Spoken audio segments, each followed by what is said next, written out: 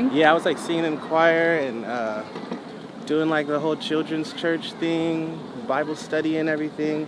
I was in like a little praise and worship dance team at one point in my life. She bought me a microphone, a little cheap microphone. I still have it somewhere. I don't know where it's at, but I recorded I think I recorded up until this project. On that microphone I made all my music. Yeah, going to college or doing musical theater or just making music by myself. I have to like believe that I can do that. And I don't know, I think that's just something that was like instilled in me at a young age. Just like whatever you do, like do it 100%. Yeah. Hi, so I'm here with Dave B. So what was the decision to just keep her name as Dave B? I don't know, when I was making like a music MySpace, all the cool names like Ludacris and Bow Wow were taken. So I was like, I'll just be David. Like at first I was just David, but I was like, that might be too common. So I'll just be Dave B. And I don't want to be anybody else in my music, so I don't really want to have any kind of moniker or anything, just be myself. Why not have like the full last name? Because my last name is Bowman and that just I wouldn't go see that show. Oh my god. So you were born in Seattle, right? Yeah. Were your parents born there as well? My dad's from Chicago, my mom's from North Carolina. Yeah. They somehow ended up in Seattle and made me. Yeah. Was it for more of the church stuff that they ended up there, or? Yeah, my dad was like a pastor and he was a musician too. My mom has a bunch of siblings and they just used to move around a lot, so I guess my grandma just kind of settled in Seattle. Yeah. And then they kind of met up. I'm pretty sure they met through the church though. Oh, because her dad was like a youth pastor is it most of his life, or? Yeah, well, he was a musician at first. He played bass, and then he got more into like, and it was mostly like Christian music, and then he got into like preaching and stuff. So that was like my childhood. Yeah, back then it was like a large part of your life. Yeah. You church like 3 times a week. It's crazy. Yeah. And you grew up with like a lot of gospel music. Did you already sing in the choir and everything? Yeah, I was like singing in choir and doing like the whole children's church thing, Bible study and everything. I was in like a little praise and worship dance team at one point in my life. Yeah. Like a lot of church influence. Yeah. As a young kid. Is that still a big part of your life now? Not as much. I listen to a lot of gospel music still, but I don't really go to church anymore. Yeah. And I don't really do all that, but gospel music is still shit.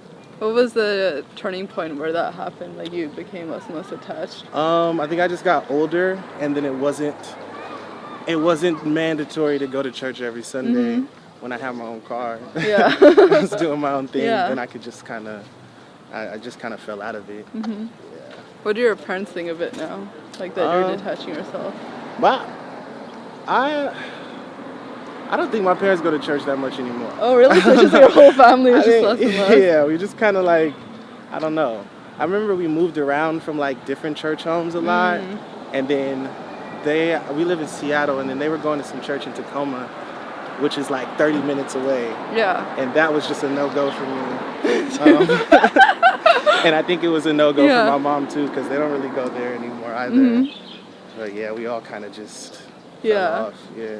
And you were really into drama like early on, right? Yeah, I did a lot of like musical theater and a lot of plays. That was gonna be my life. What did you love so much about drama back then? You could be somebody else.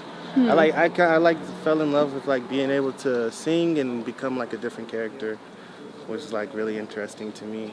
Being able to learn lines and then you be a part of a production with a group of people and you guys kind of become a family. So it was like a whole thing. It was like a whole high for me. That was dope. Was drama your favorite subject in high school? Yeah, but we didn't really have a drama program until like my senior year. Yeah. And it was the same lady who was my drama teacher in middle school.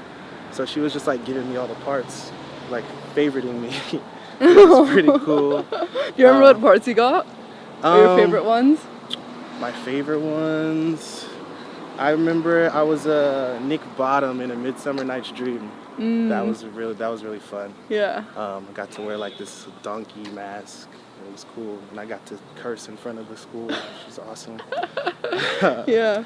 But yeah, those were good times. What were your other favorite subjects? Like gym. Play basketball the whole time. Or like athletic. Lunch. It was a good time.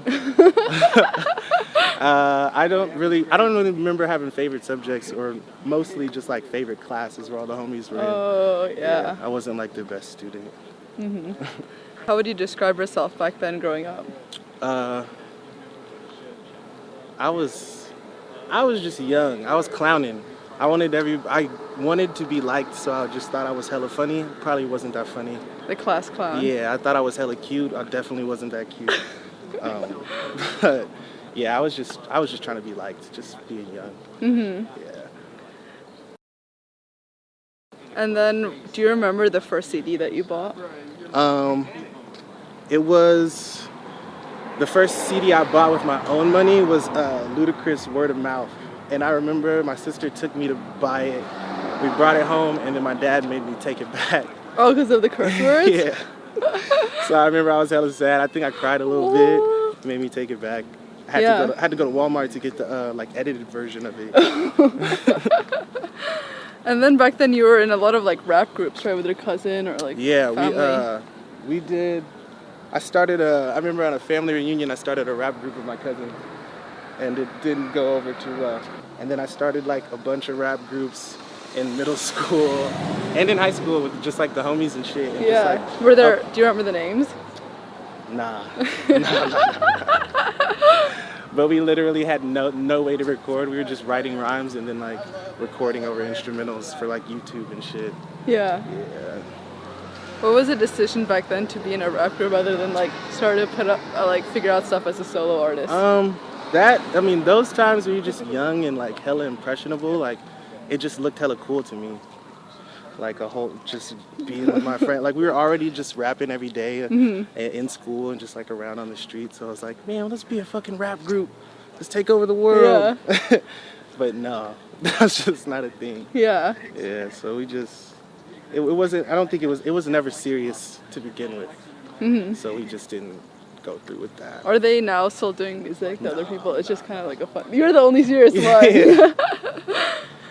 And then when you were like 15, 16, your sister got like a microphone or something, right? Yeah, you got a computer. For Christmas, I got a computer.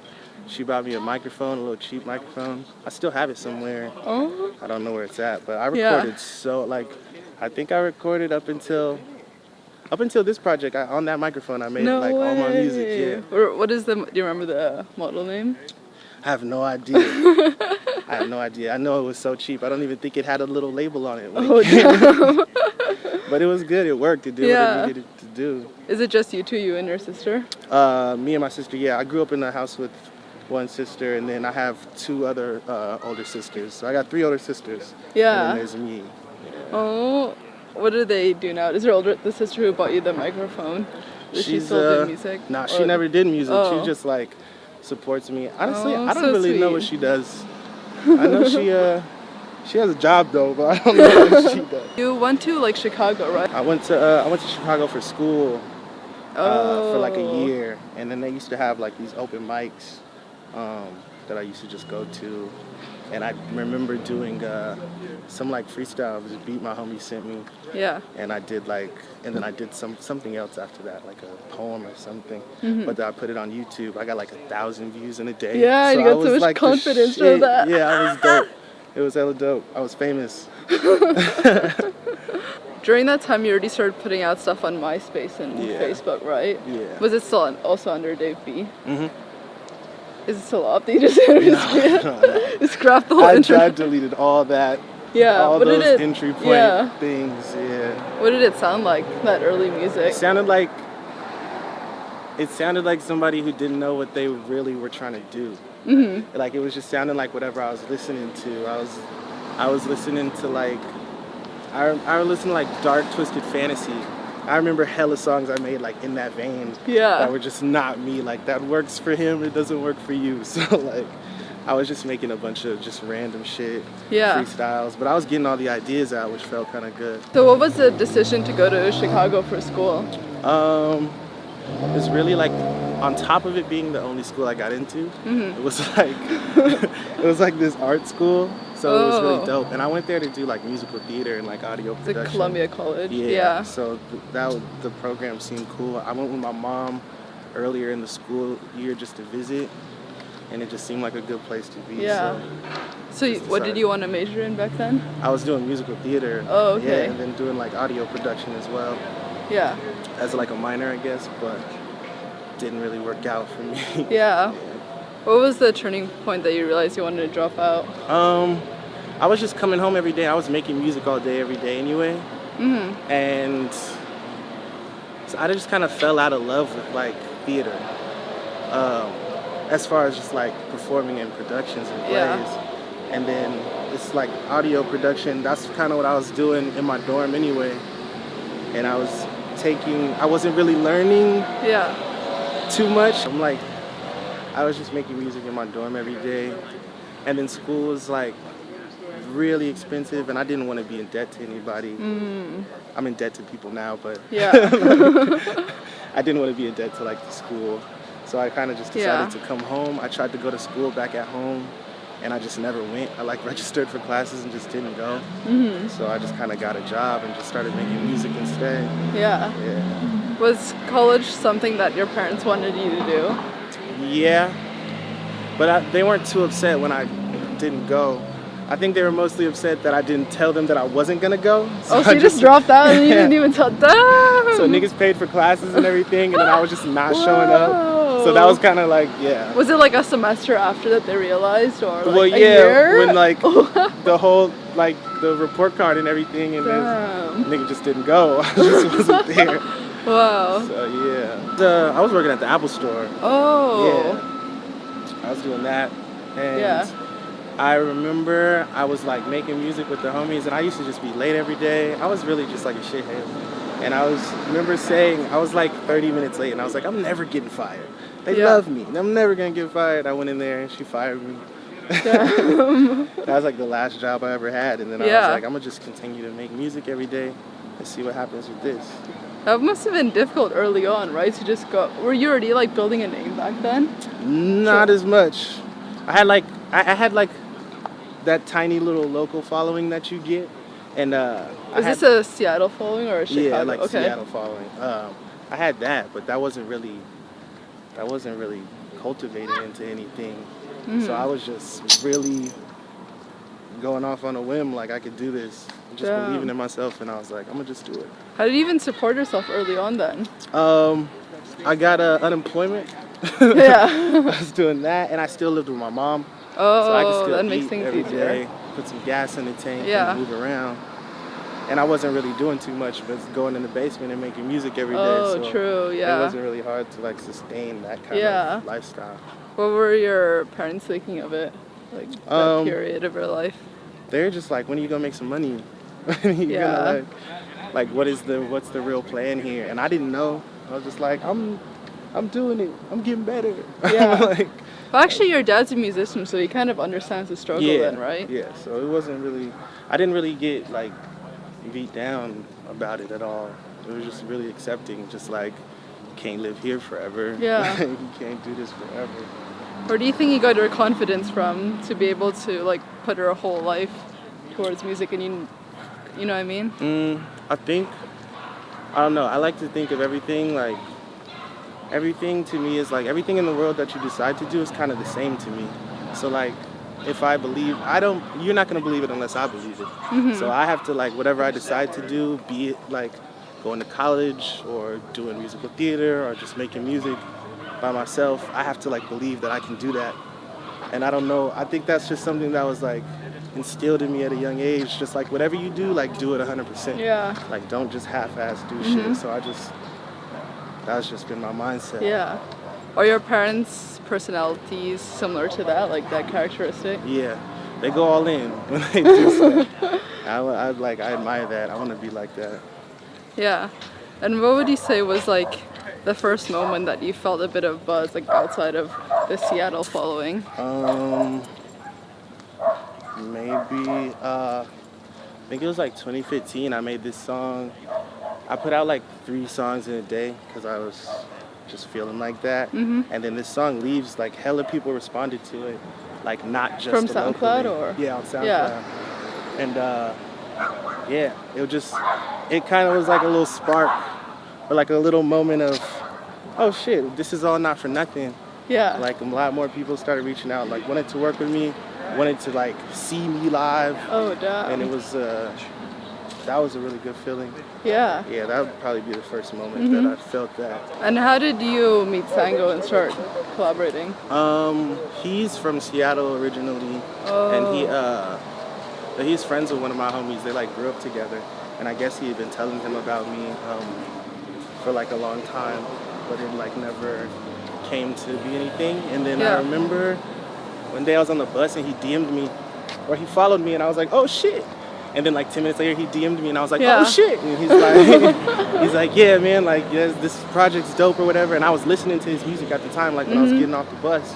I was like, yo, I'm listening to your shit right now. Oh damn. And he's like, yeah, we should work. And then like a couple days later he like came to my mom's house and was just playing me hella beats. Yeah. And just from there, just made a project. And was it through him that you met all the Soulection people? Yeah, he introduced me to those guys. Yeah. Yeah. What was it like getting like put on by them from like the very beginning? It was like surreal. I'm still trying to adjust to that. Like that was like, cause I was going somewhere. I think I was getting on a plane to LA or something. Yeah. And then Sango put me in a group chat with Joe K and was like, damn. This is Dave, da-da-da. Yeah. And then that happened. So it was all just, it was quick and it was like, just unbelievable. When was it that you actually found out that you were going to perform on Jimmy Fallon? I think like a week or two before we went on there. Yeah. Yeah, Macklemore texted me and he was like trying to perform Corner Store on Fallon. Oh, did you know, or are you friends with him for a while now? Yeah, I've known him for a minute now. Oh, how did you meet him initially? Through this guy I used to work with, John Moore. He's like Seattle OG, like legend. Yeah. And he put Macklemore on his first show when he was like 14 or something. And so he'd been telling him about me. We used to work together. And then he invited me to do some show with him like a couple years ago, and then I went on tour with him last year. Yeah. So we had already been building like this relationship, and then we made the song for his album. So when he hit me up for the Fallon thing, I was like, word? Yeah, let's do that. That's crazy. Did you have like extra preparation or practice for it? We did like a little rehearsal beforehand. Yeah. I was so nervous. Yeah, what was it like? I mean, that's crazy. It's like the first time you perform such a big audience. Yeah. I mean, you don't even see it all, but wild. It's like, it's out there. There's like a few hundred people in the room, but behind the camera is like mass amount of people. So I'm just like sweating bullets the whole day. It was so good though. I got goosebumps. It was dope. It was fun. How would you say your music has changed from the early songs that you made? I think it's just like with anything, like I've grown a lot and I've grown to be more patient with myself. Like before I was just like, I'm gonna make hella songs every day no matter what. And I still feel that way. I still get all my ideas out, but when I'm trying to make a song or like a project, I like to take my time more now. Yeah. And just like really feel out what I'm trying to say or what I'm trying to get across instead of just jotting it down and putting it out there. Yeah. How do you think, other than that, how do you think you've grown as a person? I'm still pretty immature, but I think I just have a better grasp on like what I want to do, and like the steps I need to take to get there. Because I'm still like a little shithead, but I'm a lot more focused than I was. Yeah. Last question. What do you want to be remembered for? I just want to like inspire people that come from like young black people from Seattle, because there's not really like, when you think about Seattle, you don't think that there's like this hip hop scene. And so for me, I think my job is like to let those kids know, or like my colleagues know, like you can be black and talented and focused and still make shit happen for yourself instead of like having to piggyback on somebody else's shit or like not be yourself. You just, kind of focus. I think that's what my job is. Yeah, I love that. That's awesome. Thank you so much. Thank you. Bye.